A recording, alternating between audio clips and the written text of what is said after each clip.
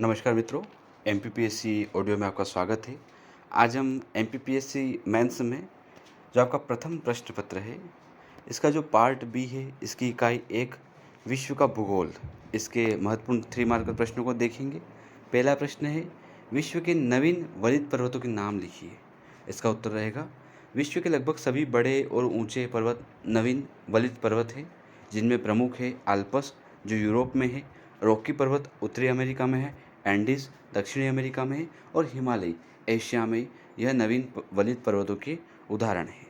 अगला प्रश्न है, ब्लैक फॉरेस्ट पर्वत किस देश में है? 3 मार्कर में। इसका उत्तर है, दक्षिण पश्चिमी जर्मनी के बदिन बुटेमबर्ग में स्थित एक वन आच्छादित पर्वत श्रृंखला है। इसकी दक्षिण और पश्चिम सीमाओं पर राइन घाटी स्थित है। अगला प्रश्न है, डेन्यूब नदी कितने देशों से होकर गुजरती है? इसका उत्तर है, डेन्यूब 10 देशों से होकर गुजरती है। Germany, Austria, Slovakia, Hungary, Croatia, Serbia, Bulgaria, Moldova, Ukraine, Romania.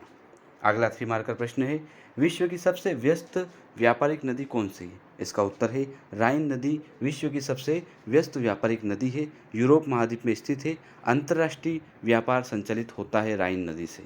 अगला प्रश्न है, नील नदी का उद्गम बताइए। 3 मार्कर। इसका उत्तर है, अफ्रीका की विक्टोरिया झील नील नदी का उद्गम है। यह विश्व की सबसे लंबी नदी है।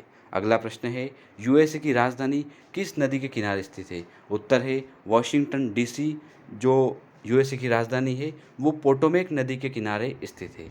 अगला 3 मार्कर प्रश्न है, झील किसे कहते हैं? इसका उत्तर है, जल का वह स्थिर भाग जो चारों तरफ से स्थल खंडों से घिरा होता है उसे झील कहते हैं। एक झील का उदाहरण है सुपीरियर झील। अगला प्रश्न है 3 मार्कर, विश्व की ताजे पानी की सबसे बड़ी झील कौन सी है? इसका उत्तर है, सुपीरियर झील सबसे बड़ी ताजे पानी की झील है। इसकी स्थिति उत्तरी अमेरिका में है। अगला प्रश्न है 3 मार्कर, विश्व के सर्वाधिक भूभाग पर कौन सी जलवायु का विस्तार पाया जाता है? इसका उत्तर है, उष्णकटिबंधीय जलवायु का विश्व के सर्वाधिक भूभाग पर विस्तार पाया जाता है। सभी महीनों का औसत तापमान यहाँ 18 डिग्री सेल्सियस से अधिक रहता है। विश्व की कुल जनसंख्या का 40% भाग इसी जलवायु में निवास करता है। अगला 3 मार्कर प्रश्न है, ग्लोबल वार्मिंग के लिए जिम्मेदार मुख्य गैसों के नाम बताइए। उत्तर है, ग्लोबल वार्मिंग गैस है CO2 मुख्य जिम्मेदार है, दूसरी मीथेन है, तीसरा है नाइट्रस ऑक्साइड। अगला है, किस पर्यावरण सम्मेलन में एजेंडा 21 जारी किया गया? इसका उत्तर है, एजेंडा 21 पृथ्वी शिखर सम्मेलन प्रथम 1992 में जारी किया। सभी राष्ट्रों से निवेदन किया गया कि प्राकृतिक संतुलन बनाए रखें, पर्यावरण प्रदूषण को रोकें, सतत विकास को अपनाएं। अगला प्रश्न है 3 मार्कर, भूकंप आने का मुख्य कारण क्या है? इसका उत्तर है, भूकंप के कारण प्राकृतिक कारण में है ज्वालामुखी विस्फोट, भूमि असंतुलन, पृथ्वी का सिकुड़ना और मानवीय कारण में है जलीय भार। अगला 3 मार्कर प्रश्न है, अग्निवलय किसे कहते हैं? यानी रिंग ऑफ फायर।